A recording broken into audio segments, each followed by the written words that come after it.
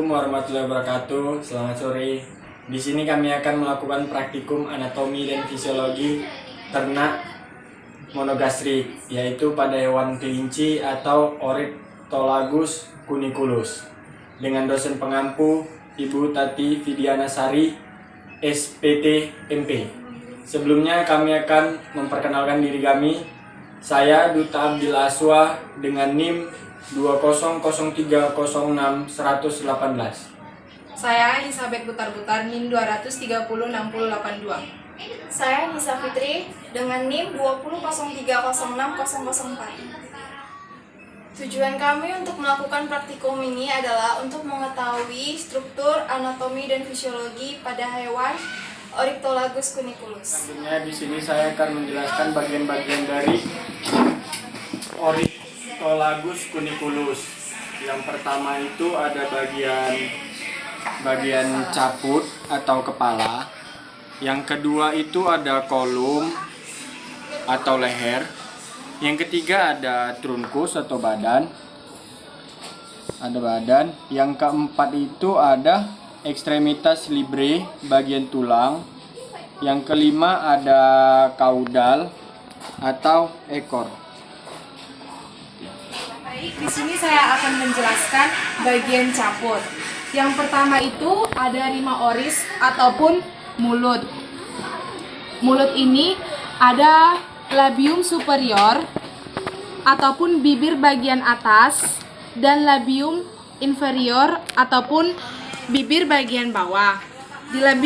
Di labium superior ini ada dentes incisivus. Yang kedua itu ada fibris ataupun yang disebut dengan kumis. Yang ketiga ada nares externus, lubang hidung. Ini. Yang keempat ada organon visus ataupun mata. Di mata ini terdapat bulbus oculi, ini bola mata. Di bola mata terdiri dari kornea, yaitu lapisan luar yang berwarna bening. Yang kedua ada iris, ini. Dan yang ketiga ada pupil, lingkaran hitam yang di dalam. Selanjutnya ada palpebra yang disebut dengan kelopak mata, yaitu palpebra bagian atas ataupun disebut dengan palpebra superior dan palpebra inferior bagian bawah.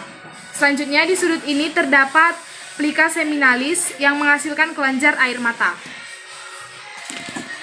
Saya akan menjelaskan bagian trunkus atau badan. Yang pertama itu terdapat toraks, itu dada. Kemudian terdapat abdomen, itu otot pada bagian perut. Kemudian terdapat dorsum, itu punggung. Kemudian terdapat itu umbikulus pusar. Kemudian terdapat anus atau kloaka. Kemudian pada organ genitalia eksterna itu terdapat penis. Terdapat 2 skotum.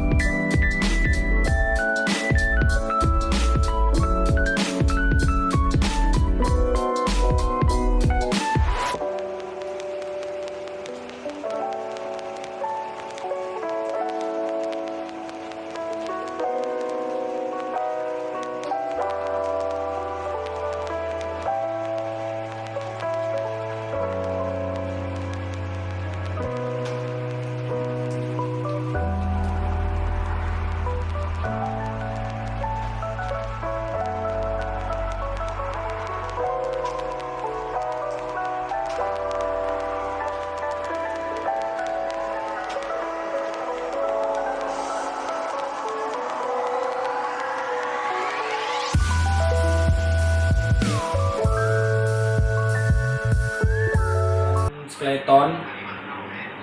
Di sini ada scapula. Di sini ada spine atau tulang punggung. Di sini ada ilium dan di sini ada caudal.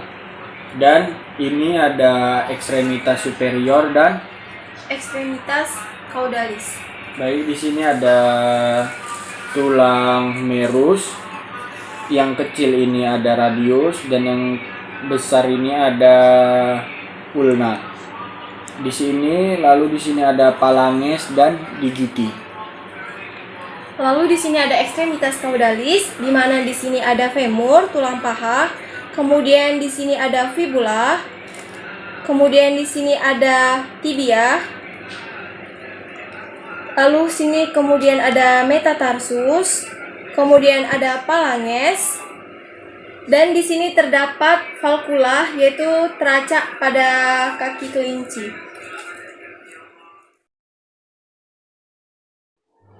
Baik, di sini saya akan menjelaskan susunan gigi pada kelinci. Nah, susunan gigi pada kelinci itu memiliki rumus, yaitu I1, C0, P1, M3 sama dengan 5. I itu sendiri adalah insikor atau gigi seri. Ini. Kemudian itu ada C0 atau kranium. Karena ini mamalia, maka dia tidak memiliki gigi taring. Ini. Karena dia mamalia, dia tidak memiliki gigi taring. Lalu ada premolar, yaitu gigi geraham depan. Ini jika kita lihat yang pertama tuh. Kemudian di belakang premolar ini terdapat molar atau gigi geraham belakang. Gigi geraham belakang itu terdapat 3 bagian. 3 gigi.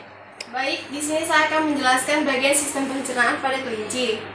Yang pertama, dimulai dari rima oris. Nah, di rima oris ini terjadi pencernaan secara mekanik dengan bantuan gigi. Lalu terjadi proses mastikasi yang dimana artinya itu pencampuran antara saliva dengan makanan. Setelah dari rima oris, makanan akan masuk ke lambung atau ventriculus melalui esofagus atau kerongkongan. Nah, di ventriculus ini makanan akan terjadi pengasaman oleh enzim HCl atau asam klorida yang berfungsi sebagai membunuh bakteri patogen yang masuk bersama pakan. Ventriculus ini terbagi menjadi 3 bagian, yaitu yang pertama ada kardia bagian atas, yang ini. Kemudian ada fundus bagian tengah. Kemudian ada pilorus bagian bawah, atau yang bagian melengkung ke bawah. Lalu dari ventriculus ini makanan akan langsung menuju ke usus halus, yaitu usus halus yang dapat dilihat merupakan bagian terpanjang dalam sistem pencernaan ini.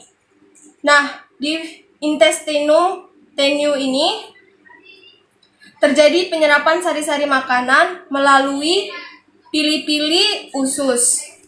Kemudian diserap ke dalam pembuluh darah. Dan yang terakhir akan diedarkan ke seluruh tubuh. Perlu diingat, di intestinum tenue ini terdapat 3 enzim. Yang pertama yaitu enzim lipase, enzim amilase, dan yang ketiga itu ada enzim protease. Nah, dari usus halus ini atau intestinum tenue ini, makanan yang diserap masih mengandung serat, itu akan masuk ke dalam sekum. Ini, kemudian akan masuk ke sekum. Lalu, di sekum ini terjadi fermentasi makanan yang akan dibantu oleh bakteri pembusuk. Dari sekum ini akan menghasilkan feses yang dikeluarkan melalui kloaka.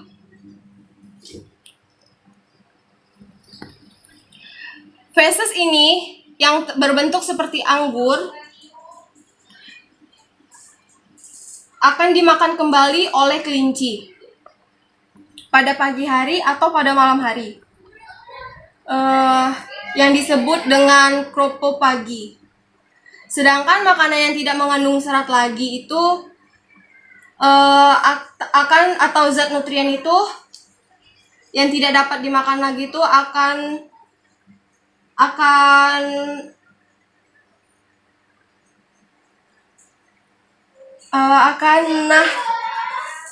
langsung menuju kolon atau usus besar.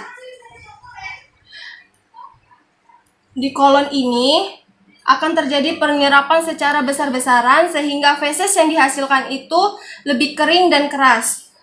Kemudian akan keluar menuju kloaka. Nah, feses inilah yang disebut dengan PK pills yang tidak dimakan kembali oleh kelinci. Sekian.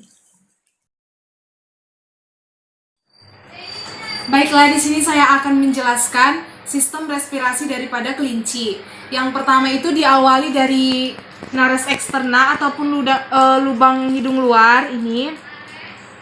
Selanjutnya ke cavum nasalis ataupun rongga hidung, masuk ke sini. Setelah itu ke nares internal, lubang hidung bagian dalam ke sini. Lalu masuk ke laring yang berbentuk seperti selang AC. Dan dilanjutkan ke trakea. Setelah dari trakea dilanjutkan ke bronkus yang merupakan cabang dari trakea. Setelah dari bronkus akan masuk ke dalam pulmo. Pulmo ini terbagi dua, yaitu pulmo dister dan sinister.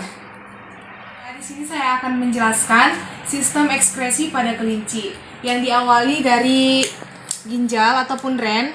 Selanjutnya diteruskan kepada ureter. Nih, dari ureter ini akan diteruskan ke kantung kemih ataupun vesika urinaria. Selanjutnya akan dibuang ataupun saluran pembuangannya dari uretra. Selanjutnya di sini saya akan menjelaskan sistem reproduksi pada Oryctolagus cuniculus.